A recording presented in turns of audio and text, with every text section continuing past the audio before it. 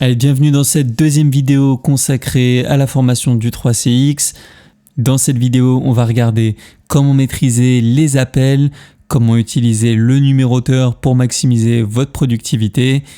Donc que vous soyez utilisateur débutant ou confirmé, vous aurez tout un tas d'astuces qui vont vous permettre de mieux maîtriser la solution 3CX.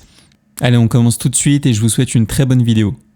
Alors avec le 3CX, nous allons pouvoir appeler des contacts en interne comme en externe, donc grâce au numéroteur qui va être situé juste en haut à droite.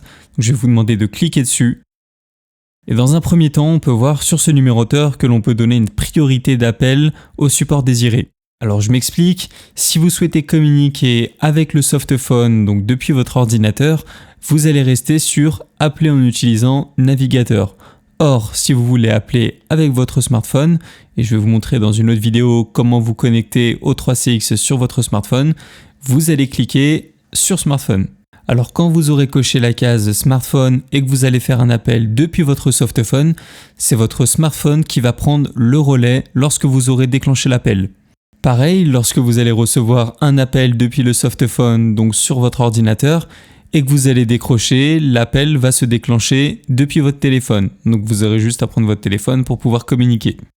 Si après cette option ne vous intéresse pas, vous pouvez toujours repasser sur le mode navigateur et à partir de ce moment-là, tout se passera sur le softphone. Donc maintenant, on va pouvoir utiliser le numéroteur pour pouvoir communiquer. Donc vous avez juste à taper le numéro de téléphone classique de la personne avec qui vous souhaitez communiquer.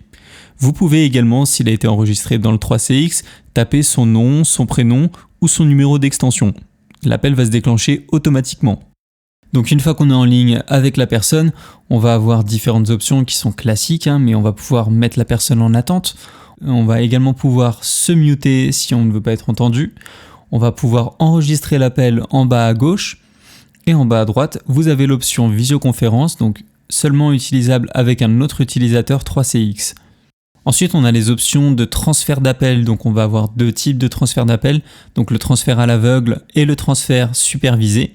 Donc, pour faire un transfert en aveugle, vous avez juste à cliquer sur transfert. Vous tapez le numéro de la personne à qui vous souhaitez transférer l'appel.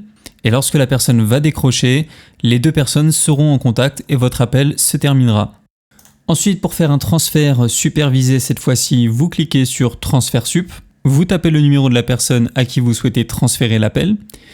Et cette fois-ci, vous allez être en communication avec la tierce personne pour lui demander si elle veut bien recevoir l'appel. Ensuite, vous avez juste à appuyer sur joindre et l'appel se terminera, les deux personnes seront en contact. Enfin, pour faire une conférence, vous allez cliquer tout simplement sur conférence, cliquez ou appelez sur le nom de la tierce personne que vous souhaitez appeler et lorsque celle-ci va décrocher, vous serez tous les trois en conférence. Donc on vient de voir les principales fonctionnalités d'appel du softphone sur le 3CX. Donc si vous avez des questions, n'hésitez pas à nous les poser dans les commentaires. Et je vais vous montrer dans les prochaines vidéos les différentes fonctionnalités qu'on va retrouver au sein du 3CX.